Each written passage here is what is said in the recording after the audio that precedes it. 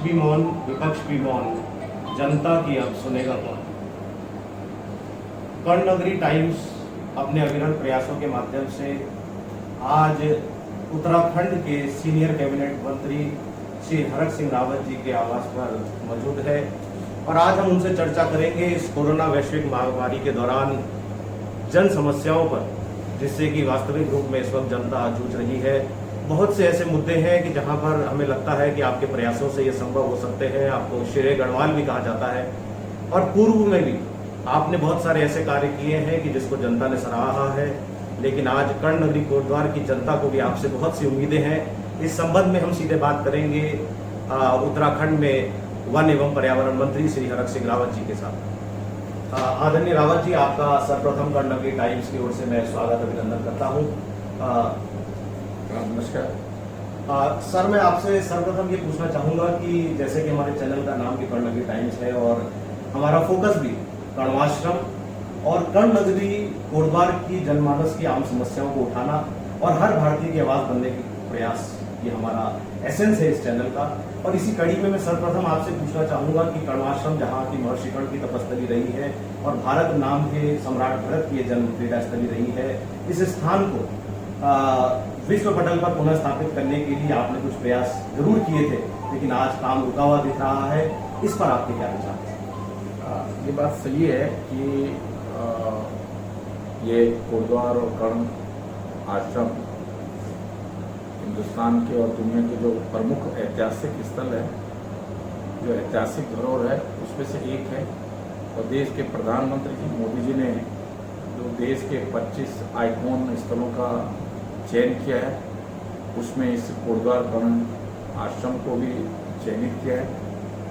इसको लेकर हमने 40-50 करोड़ के आसपास एक योजना बनाई थी, जिसमें प्रथम चरण में करीबन 24 करोड़ का खर्च होने थे, जिसमें शकुंतला से लेकर राजा भरत से लेकर कमरेसी का आश्रम से लेकर उसका म्यूजियम और फिर सब कुछ एक वाटिका भी, जिस तरह के ऐसा लगे कि लोगों को कि ये सब कुछ कर्ण ऋषि का आश्रम है और उसमें वो सब कुछ ऐसा लगे, नेचुरल सा लगे, माला नदी के तट पर। वो एक हमारी योजना थी, उसका काम भी शुरू हो गया था, लेकिन कुछ लोगों ने माननीय उच्च न्यायालय में जाकर उसको काम रुकवा दिया है। अब लगभग माननीय न्यायालय में प्रदेश सरकार ने अपनी रिपोर्ट सबमिट की है और इसके बाद बहुत जल्दी अब उस पर काम शुरू हो जाएगा। दूसरा, हम वहीं कर्ण नगरी के पास, आश्रम के पास जो गढ़वाल विकास निगम का टूरिस्ट बंगला है, उसको भी वो बहुत अच्छी स्थिति में नहीं था, उसको भी हम अब एक नए रूप में जीर्णोद्धार भी नहीं कर सकते, एकदम अच्छी। देखिए, कोई भी टूरिस्ट आएगा तो उसको रोकने के लिए एक अच्छी व्यवस्था होनी चाहिए। तो बहुत अच्छी कॉटेज हम वहाँ बना रहे हैं, कल से वहाँ काम शुरू हो गया है। हम एक जू बना रहे हैं, जिसमें भी अभी 29 तारीख को अंतिम बैठक है और उस पर भी काम मैं सोचता हूँ कि भारत सरकार से उसका अनुमति मिल गई है और अगले 10 दिन के अंदर उसका भी टेंडर हो गया है और वो जू पर, रेस्टोरेंट सेंटर और जू पर भी मैं सोचता हूँ काम शुरू हो जाएगा। इसी तरह हम पात्रो जो गेट है गवर्नमेंट का, वहाँ टाइगर सफारी भारत सरकार से हमने स्वीकृत करवा ली है और मैं सोचता हूँ बहुत जल्दी इस पर भी लैंड अधिग्रहण कर दी गई है और ये टाइगर सफारी के रूप में इसको हम विकसित कर रहे हैं, जिससे कि कॉर्बेट में आने वाले लोगों को टाइगर दिखाई दे, टाइगर वो देख सकें। तो इसको भी हम एक तरह से इसको विकसित कर रहे हैं। लालराम चिल्लाखाल सड़क पर भी अगले 2 महीने के अंदर 2 फेज में हम उस पर काम कर रहे हैं। पहले फेज में पुलों का काम है और मैक्सिमम हिस्सा उसका पक्कीकरण हो जाएगा और कुछ हिस्से पे हम एलिवेटेड रोड बनाएंगे, उसको भी दूसरे चरण में हम करेंगे, लेकिन आवाज़ आने जाने के लिए सड़क का इस्तेमाल हम कर सकेंगे। तो ये कुछ काम जो महामारी की तरफ हम महामारी से जुड़ रहे हैं और क्योंकि पूरा पौड़ी जनपद के लोग कोटद्वार से ही पौड़ी में प्रवेश कर रहे हैं, तो इसलिए एक तरफ तो हम इस महामारी से जुड़ रहे हैं, लेकिन हम इसके साथ साथ आप नौ कोट कर्णाश्रम जाने वाले दोनों पुलों पर भी इसमें हमने काम शुरू कर दिया है और युद्ध स्तर पर उन पे काम चल रहा है। बीच में थोड़ा सा लॉकडाउन के कारण काम रुक गया था, लेकिन अब वो तेजी से काम चल रहा है। सर मैं इस बीच आपसे ये पूछना चाहूँगा, जैसे आपने स्वयं ही बात कर दी लाल डाक चिल्लरखाल मोटर मार्ग की, और कहीं ना कहीं हमारी दोनों कमिश्नरीज को जोड़ने का ये बहुत महत्वपूर्ण काम करता है, और आपका ये ड्रीम प्रोजेक्ट भी रहा है, क्योंकि जब आपने यहाँ से चुनाव भी लड़ा था और आपने इस बात को कहा भी था, आपने प्रयास भी किए, हमने भी देखा है, लेकिन बरसात बहुत जल्दी आने वाली है और इस बीच हम देख रहे हैं कि रोड की स्थिति अब जस की तस पड़ी है। तो क्या कहीं ये कोरोना के बाट तो नहीं चढ़ जाएगा, या आपका कुछ ऐसा प्रयास है कि जिससे इस बरसात में हमको कुछ देखने को, एक आशा की किरण हमें देखने को मिलेगी? अब मेरी कोशिश है कि बरसात से पहले कम से कम पुलों का काम हो जाए, और का जहाँ खड्ड है वो फिलहाल पक्की तो एकदम नहीं हो पाएगी क्योंकि इतना समय नहीं है, लेकिन अगर पुलों पर भी हमने काम कर लिया तो कम से कम, क्योंकि लगभग 70% पुलों पर काम हुआ है, 30% ही काम होना है, और अगर वो काम हो जाएगा तो मैं सोचता हूँ कि बरसात में हम इस सड़क का उपयोग आने जाने के लिए कर सकेंगे। लेकिन अब कोशिश है, लेकिन अब देखते हैं, और माना क्योंकि अभी 10-15 दिन इसको फिर से काम शुरू करने के लिए, सारी प्रक्रिया को पूरा करने के लिए और लगा हूँ मैं उसको प्रक्रिया को पूरा करने में। सर हम जैसा देख रहे हैं लगातार आप हर वार्ड में पहुंच रहे हैं और जनता को इस वक्त राहत सामग्री पहुंचाने के प्रयास कर रहे हैं, तो जिन रास्तों से आप गुजर रहे होंगे आप निश्चित रूप से देख पा रहे होंगे कि बहुत बुरा हाल है, और जनमानस को स्वास्थ्य संबंधी दिक्कत, मिट्टी से दिक्कत, एक्सीडेंट्स की दिक्कत, काफ़ी चीज़ें फेस करनी पड़ रही है। और हमने इस संबंध में अधिशासी अभियंता जी से भी बात करी, और उन्होंने थोड़ा सा उनका विचार था कि ये जो खनन की वजह से ओवरलोडेड ट्रक हैं उससे ये डैमेज हो रहा है, लेकिन मुझे लगता है कि खनन भी आवश्यक है, और लेकिन मानकों के तहत होना चाहिए, और रोड्स का जो गुणवत्तात्मक पूर्वक कार्य नहीं होता है शायद वो भी एक कारण इसका बनता है। तो आपकी इस पर क्या राय है? देखिए, जो चिंता आपने व्यक्त की है वो मेरी भी चिंता थी, क्योंकि मैं जब वार्डों में गया मैंने सड़कों की स्थिति देखी, और मैंने करीबन 22-23 करोड़ से पिछले वर्ष इन सड़कों की मरम्मत के लिए, जीर्णोद्धार के लिए स्वीकृत कराया, और पिछले 3 सालों में लगभग 50 करोड़ से अधिक मैं गुरुद्वार की सड़कों के पुलों के लिए स्वीकृत करा चुका हूँ। कल मैंने अधिशासी अभियंता को बुलाया था और मैंने उनसे कहा है, उनका लॉकडाउन के कारण हम सड़कों की मरम्मत नहीं कर पाए, लेकिन मैंने कल पार्षदों को बुलाया था और मैंने पार्षदों से कहा कि आपके वार्ड में चाहे पीडब्ल्यूडी काम करे, चाहे नगर निगम करे, चाहे आरएस करे, कोई भी एजेंसी काम करे, लेकिन ये आपकी जिम्मेदारी है गुणवत्ता का ध्यान रखें, क्योंकि मेरे स्तर पर संभव नहीं है कि मैं हर खड्ड को देख सकूँ, इतना समय नहीं है, तो मुझे पूरी विधानसभा देखनी है, अपने विभाग भी देखने हैं,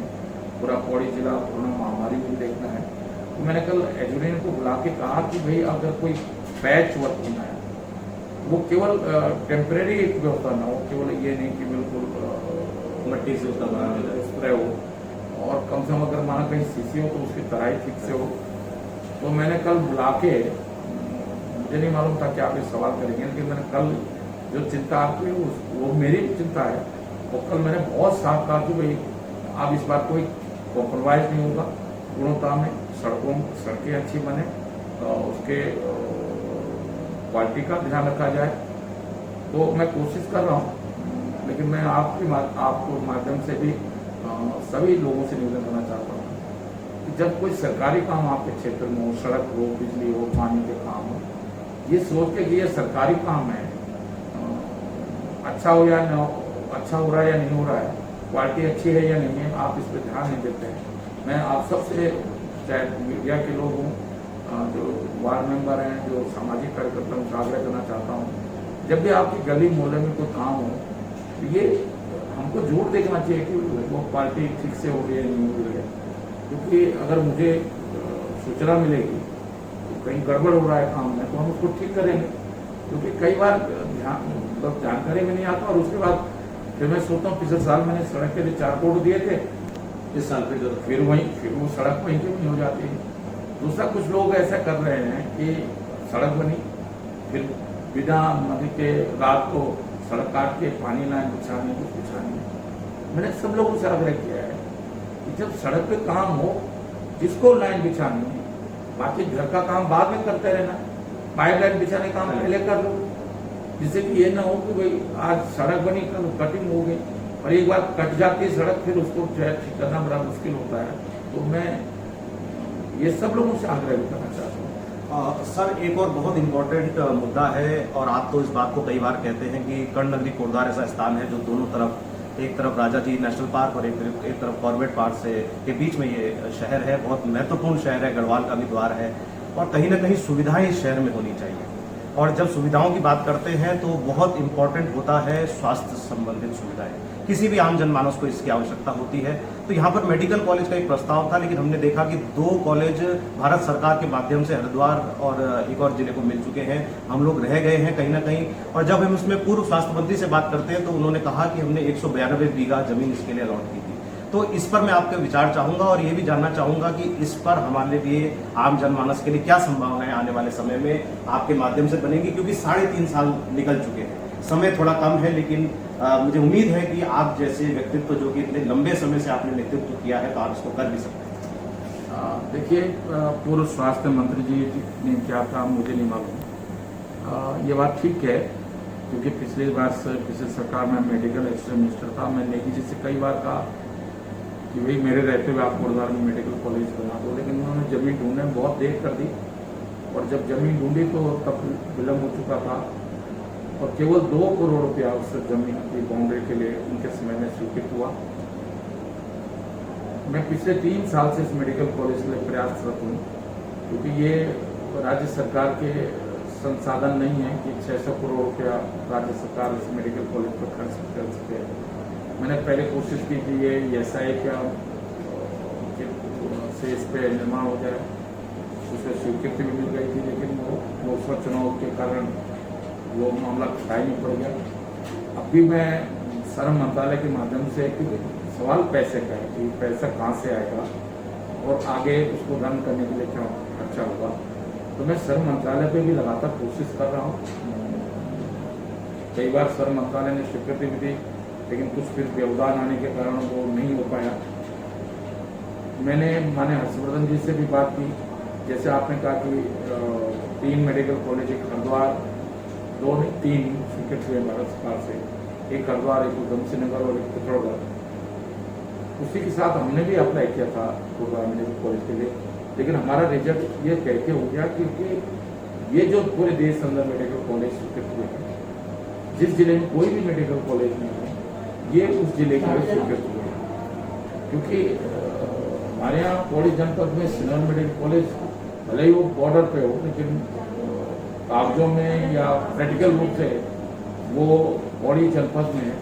ये कह के भारत सरकार ने वापस कर दिया हमारा प्रस्ताव कि पौड़ी जनपद में पहले से एक मेडिकल कॉलेज है, तो इसलिए गवर्नमेंट ऑफ इंडिया दूसरा मेडिकल कॉलेज नहीं दे सकती है। उन्हीं जनपदों में दिया जा सकता है जिन जनपदों में कोई मेडिकल कॉलेज नहीं है। अब हमने फिर दोबारा, मैंने मुख्यमंत्री और कैबिनेट में मैं इस बात को रखा और फिर हमने दोबारा भारत सरकार को प्रस्ताव भेजा है। और ये परिस्थितियाँ रखी हैं कि पर्वतीय क्षेत्र के विषम भौगोलिक परिस्थितियाँ हैं। कागजों में भले ही सिनर मेडिकल कॉलेज पौड़ी जनपद का हो, लेकिन उसका फायदा रुद्रप्रयाग और चमोली और टिहरी के बहुत बड़े हिस्से को मिलता है। और पौड़ी को तो केवल श्रीनगर और कृषि ब्लॉक में भी केवल नीचे वाले हिस्से को उस मेडिकल कॉलेज का फायदा मिलता है। पूरा पौड़ी जनपद उसका फायदा नहीं उठा पाता है। ये सारे भौगोलिक परिस्थितियाँ। फिर हमने ये लिखा कि कोटद्वार से दिल्ली जाना नजदीक है, कोटद्वार से श्रीनगर जाना ज़्यादा दूर है, और ये संभव नहीं कि कोटद्वार, रिकड़ीखाल, मैनडांडा, द्वारिखाल, जयखाल, सतपुरी के लोग श्रीनगर मेडिकल कॉलेज का फायदा उठा पाए। ये सारी परिस्थितियाँ लिखकर हमने फिर दोबारा प्रस्ताव भारत सरकार को भेजा है और हम उम्मीद कर रहे हैं, माननीय हर्षवर्धन जी ने हमसे वायदा किया है वो इसको स्वीकृति देंगे और मैं उम्मीद कर रहा हूँ कि बहुत जल्दी हम उस पर काम शुरू कर पाएंगे इस मेडिकल कॉलेज पर, क्योंकि ये मेडिकल कॉलेज कोटद्वार के लिए नहीं, ये पूरा पौड़ी जनपद के 75% हिस्से के लिए ये मेडिकल कॉलेज बहुत महत्वपूर्ण है। क्योंकि अगर मेडिकल कॉलेज बनता है तो ये आपकी स्वास्थ्य सेवाएं बहुत बेहतर होंगी। मैं इसके लिए बहुत रात दिन लगा हूँ और कई बार ऐसा होता है कि आदमी बहुत कोशिश करता है लेकिन सफलता नहीं मिल पाती है, लेकिन मुझे उम्मीद है कि हम इस पर सफल होंगे। और मैं कोई राजनीति नहीं करना चाहता हूँ कि साथ उन्होंने ये किया वो किया, अच्छा होता उस समय बन गया होता, लेकिन चलो जब देर आए दुरुस्त आए और मुझे पूरा भरोसा है भले चाहे 1 साल बचा हो, हम इस इसको स्वीकृत कर देंगे, काम शुरू हो जाएगा। एक बार काम धरती पर युद्ध स्तर पर काम शुरू हो जाएगा, फिर कोई इसे नहीं रोक पाएगा। जैसे दून मेडिकल कॉलेज मैंने शुरू करवाया, लेकिन अब जाके बना है पूरा मेडिकल कॉलेज, तो क्योंकि मेडिकल कॉलेज तो 1 साल 2 साल में पूरा नहीं बनेगा, उसको बनने में कम से कम 4-5 साल लगेंगे, और 4-5 साल बाद शुरू हो पाएगा, क्योंकि उसकी बिल्डिंग है, उसकी लाइब्रेरी, उसकी रेजिडेंस, उसका हॉस्पिटल, क्योंकि कोई छोटी चीज नहीं है। वो कम से कम 1000 पूरा मेडिकल कॉलेज बनने में 1000 करोड़ से ऊपर लगेगा, और 650 बेड का हॉस्पिटल, 150 सीट के लिए 650 बेड का हॉस्पिटल बनेगा। ये कोई छोटा प्रोजेक्ट नहीं है, लेकिन मैं इस प्रोजेक्ट को मेरी कोशिश है कि मैं इस प्रोजेक्ट को, चाहे मैं चुनाव यहाँ से लड़ूँ ना लड़ूँ, राजनीति करूँ ना करूँ, मैं कोई काम राजनीति के लिए करता भी नहीं हूँ, और मेरी पूरी कोशिश है कि इस मेडिकल कॉलेज को मैं कम से कम लोग ये कह सकेंगे कि हमने अगर वायदा किया था उसको पूरा किया। सर, एक बहुत महत्वपूर्ण सवाल जो बनता ही है आज की स्थिति में, क्योंकि कोरोना लगातार बढ़ रहा है और हमारा प्रदेश जो था काफी अच्छी स्थिति में था, लेकिन इस वक्त के आंकड़ों के मुताबिक हम देख रहे हैं कि थोड़ी स्थितियां चिंताजनक बन रही हैं। इस पर आपका सुझाव और जनता को एक संदेश भी आप कुछ देना चाहेंगे कोरोना महामारी? देखिए, एक गढ़वाली में कहावत है कि ना उठ सकते हैं, ना निकल सकते हैं, और न उगल सकते हैं। अब ऐसी स्थिति है, पहले जमातियों के कारण स्थिति खराब हुई, हम उससे खुद से संभाल लिया। विशेष करके पौड़ी जनपद, हम कॉलेज में थे, हम 1.5 महीने तक पूरी जनपदों में रहे। पूरे देश की भारत सरकार के स्वास्थ्य मंत्रालय ने हमारी तारीफ की पौड़ी जनपद उत्तराखंड में। लेकिन अब प्रवासियों को लाना हमारी मजबूरी है, क्योंकि हमारे बच्चे हैं, हम उनको, चाहे वो बीमार हैं, नकारा नहीं जा सकता, उनको ऐसे ही उनको महाराष्ट्र में या कहीं दूसरों के भरोसे नहीं छोड़ सकते हैं। और खासकर वो ऐसे थे जबकि वो मरीज बने हैं, संक्रमित हैं, तो उनको लाना हमारे लिए बहुत मजबूरी भी, और ये इंसानियत भी। लेकिन यहाँ लाकर उनका इलाज ठीक से हो और उनको फायदा भी मिलेगा, क्योंकि हमारी जलवायु में थोड़ा सा, जब इस जलवायु में कई मरीज के रूप में आ रहे हैं, लेकिन अब तक हमारा अनुभव रहा है उत्तराखंड में, चाहे जमाती आए चाहे लोग आए, 90% मरीज ठीक हुए, और 1-2 घटनाओं को छोड़ दिया जाए, और वो भी मैं सोचता हूँ भले उनमें पॉजिटिव आया हो, लेकिन उनकी मृत्यु के कारण जो कोरोना नहीं था, वो पहले से ब्रेन हेमरेज था या ऐसे प्रकार की, तो ऐसी स्थिति में यहाँ लाना, इसमें हमको सबको थोड़ा सा सहमित होना पड़ेगा। जो गांव में लोग हैं, जो यहाँ प्रदेश के पहले से लोग रह रहे हैं, उनको भी थोड़ा सजग रहना पड़ेगा। जो बाहर से लोग आ रहे हैं, उनके प्रति हमदर्दी का व्यवहार रखना पड़ेगा। जो बाहर से लोग आ रहे हैं, उनको भी थोड़ा सा सचेत रहना पड़ेगा, जिससे कम से कम ऐसी स्थिति न बने कि ये गाँव न फैले। और हमारी कोशिश है कि इस तरह की व्यवस्था हम करने की कोशिश करें। तो आज माननीय हरक सिंह रावत जी, जो कि कर्णनगरी कोटद्वार के विधायक भी हैं और उत्तराखंड के एक सीनियर कैबिनेट मंत्री भी हैं, आपने लगातार जो हमसे बात करी, यहाँ पर वार्ता करी, आपने एक अच्छा संदेश भी दिया है कोरोना के इस काल में। लेकिन आपसे बहुत उम्मीदें हैं कि 3.5 साल का वक्त बीतने के बाद अब जो ये 1.5 साल का समय है, इसमें द्रुत गति से कार्य होगा, और कर्णनगरी कोटद्वार के संबंधित जो भी कार्य होने हैं, ये आप द्रुत गति से इसको करवाएंगे, और कहीं ना कहीं आम जनमानस की जो आपसे अपेक्षाएं हैं, उन पर आप खरे उतरेंगे। आज कर्णनगरी टाइम्स के लिए मैं अपने सहयोगी सोनम कोठारी के साथ मयंक प्रकाश कोठारी, भारतीय।